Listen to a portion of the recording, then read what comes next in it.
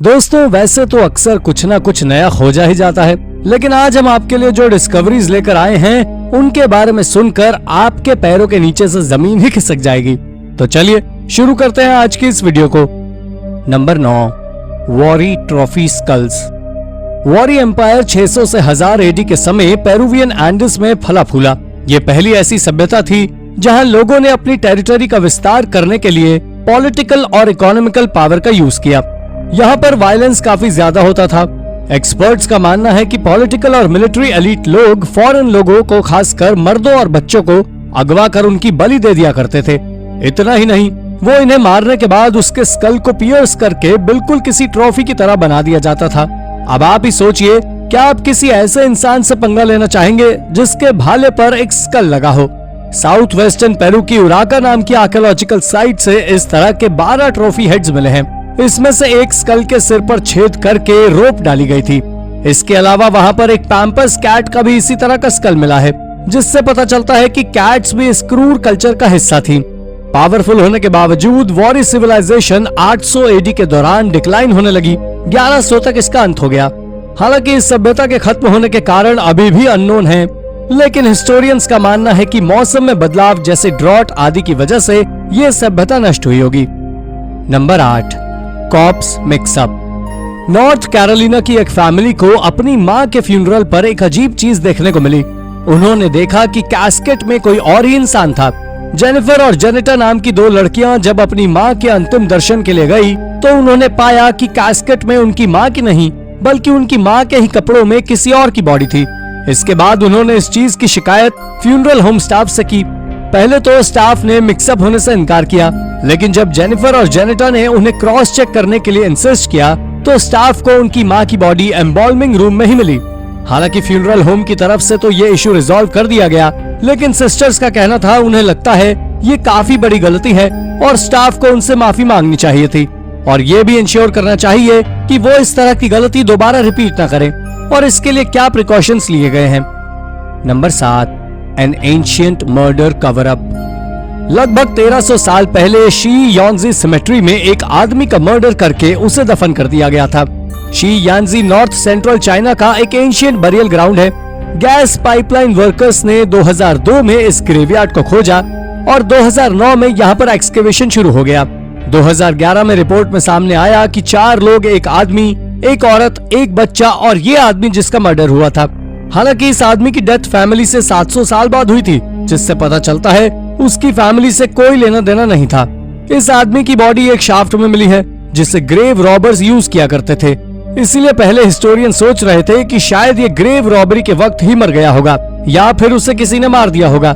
लेकिन recent study में सामने आया कि उस विक्टिम की डेथ के सालों पहले से वो ग्रेव यूज में ही नहीं थी, यानी वो रॉबर नहीं था। विक्टिम की बॉडी पर कई निशान थे, जिससे पता चलता था किसी ने शार्प ऑब्जेक्ट से उसके शरीर पर वार किए हैं और उसके बाद शायद किसी ने उसकी बॉडी को छिपाने के लिए शाफ्ट में फेंक दिया होगा। लेकिन किसने और क्यों, ये अभी भी एक रहस्य बना हुआ है। Number 6, Airbnb is watching you. हाल ही में एयरबीएनबी में ठहरी एक टिकटॉकर आर्लन काफी शॉक हो गई जब उन्हें एक सर्विलियंस डिवाइस की एक रिसिप्ट मिली। इस रिसिप्ट को उन्होंने सोशल मीडिया पर भी पोस्ट किया। इस रिसिप्ट में कैमरा, फ्लैश ड्राइवर्स और रिकॉर्डर्स आदि का बिल था। इन इक्विपमेंट्स पर हजारों डॉलर खर्च किए गए थे।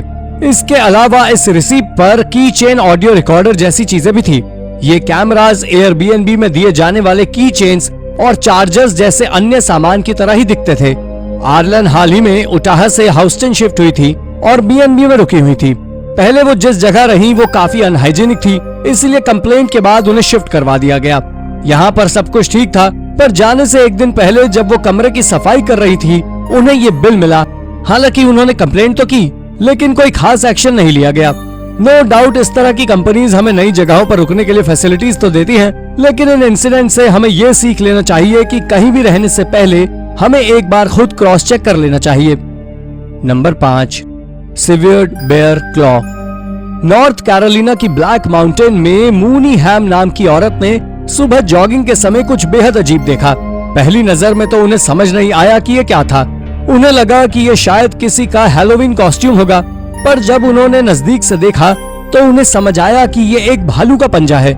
इसको एक सॉल्ट बैग के पास रखा गया था, शायद बॉडी पार्ट्स को प्रिजर्व रखने के उद्देश्य से। इस एरिया में ये प्रॉब्लम नई नहीं थी। इस एरिया में पहले भी इलीगल ट्रैपिंग की वजह से कई भालुओं के लिम्स कटने की बात सामने आई है। नॉर्थ कैरोलिना में बेयर ट्रैपिंग गैर कानूनी है, लेकिन ब्लैक मार्केट में नेचुरल रेमेडीज के लिए इनकी काफी डिमांड है। आपको जानकर हैरानी होगी कि चाइना में एक बाउल बियर सूप की कीमत 75,000 रुपए के करीब है, लेकिन लिम्स कटने की वजह बेयर्स को काफी प्रॉब्लम होती है। उनकी शिकार करने की क्षमता कम हो जाती है, इन्फेक्शन आदि का खतरा भी बढ़ जाता है। अपनी जरूरतों के लिए इन बेजुबान जानवरों को नुकसान पहुंचाना कहां तक सही है? अपने विचार हमें कमेंट करके जरूर बताएं। Number 4, an alarming x-ray. इस साल की शुरुआत में मैसाचुसेट्स नाम के शहर में रहने वाले ब्रैडफोर्ड गॉशियर नाम के एक व्यक्ति को थ्रोट ड्राइनेस की शिकायत हुई। पहले तो उन्हें लगा कि शायद पिछली रात बर्फ हटाने की वजह से उन्हें ये शिकायत हुई है, पर जब उन्हें पानी निकलने में भी प्रॉब्लम होने लगी, उसके बाद उनका टेंशन बढ़ा जब उनकी फैमिली ने एक ईयरपॉड मिसिंग पाया। उन्हें डर था कि कहीं ब्रैडफोर्ड ने ईयरपॉड निगल तो नहीं लिया। जब चेस्ट में पेन बढ़ने पर उन्होंने एक्सरे करवाया तो उन्हें पता चला कि खोया हुआ ईयरपॉड उनके एसोफेगस के निचले हिस्से में फंसा हुआ था और उन्हें इमरजेंसी एंडोस्कोपी करवानी पड़ी। हालांकि एंडोस्कोपी सक्सेसफुल रही और डॉक्टर्स ने ईयरपॉड बाहर निकाल दिया। Number 3, living in a shed. Southern England में एक रूटीन इंस्पेक्शन के दौरान पाया गया कि एक पब्लिक हेल्थ ऑर्गेनाइजेशन के एम्प्लॉय ने पाया कि एक बिजनेस एम्प्लॉय पीछे की तरफ शेड में रह रहा है। वो आइसोलेशन के लिए कार्डबोर्ड्स का यूज कर रहा था। अथॉरिटीज ने जल्दी ही एक्शन लिया और शेड को गिरा दिया। इसके अलावा उन्होंने रेस्टोरेंट को हिदायत भी दी कि उन्हें यहाँ रहने वाले वर्कर्स और उनके रहने की सुविधाओं के लिए इंतजाम करने होंगे। हालांकि ये पहली बार नहीं था जब रेस्टोरेंट के वर्कर्स के इस तरह की पुअर कंडीशन में रहने का मामला सामने आया हो।